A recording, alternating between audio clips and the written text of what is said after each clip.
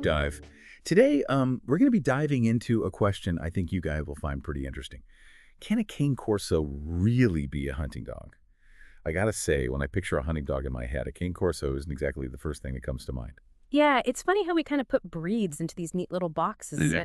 But honestly, the history of dogs, especially working broods, it's full of surprises. Okay, so let's break this down.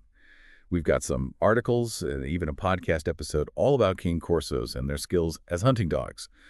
And just to start off, we're talking about a breed with a serious history here. We're talking Roman war dogs, bred for courage, strength, and, I mean, let's be real here, a pretty intimidating presence. Oh, absolutely. And when you really think about the qualities you need for hunting, especially when you're talking about large game, those traits we just mentioned, they make a lot of sense.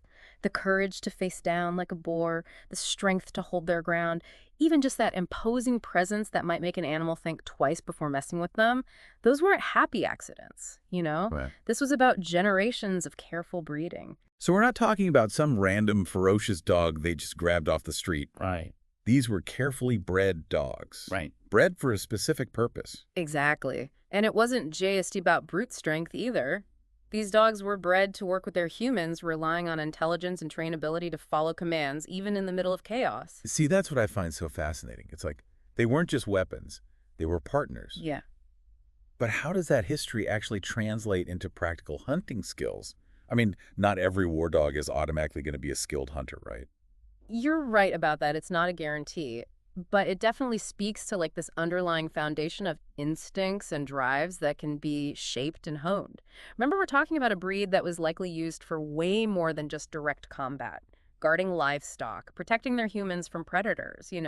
Those kinds of tasks would require some very specific skills. It's like what? You mean an example? Yeah. Well, you've got track and pursuing, and when absolutely necessary, engaging with threats head on. All of that was part of their historical job description.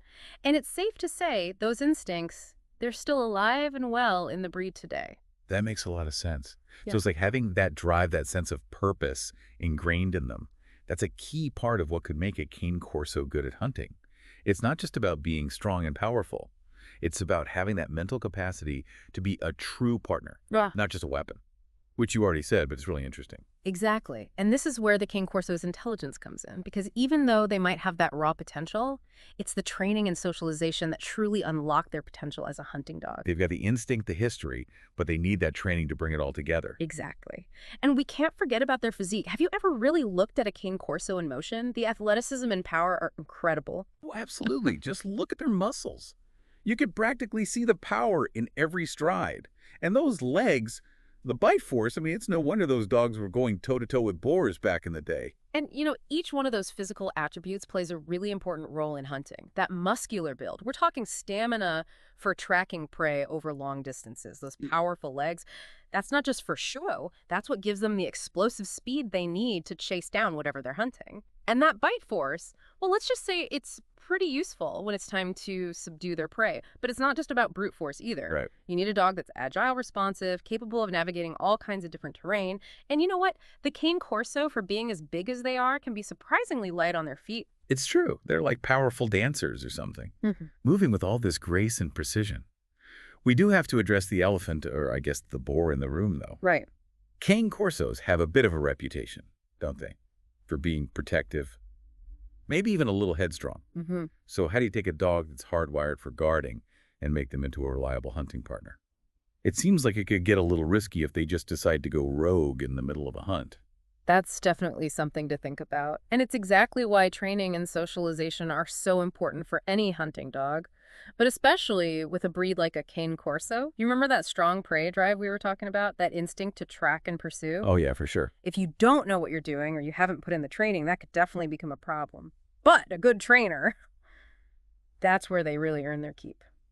They can take that drive and teach the dog how to control it, how to make it do what they want, to respond to commands even when their instincts are telling them to go crazy. So it's kind of like taking all that raw power and giving it a focus, a specific outlet. So they still get to use those instincts, but they're doing it as a partner, not just running wild. Exactly. And that's where you really start to see just how smart a Cane Corso can be.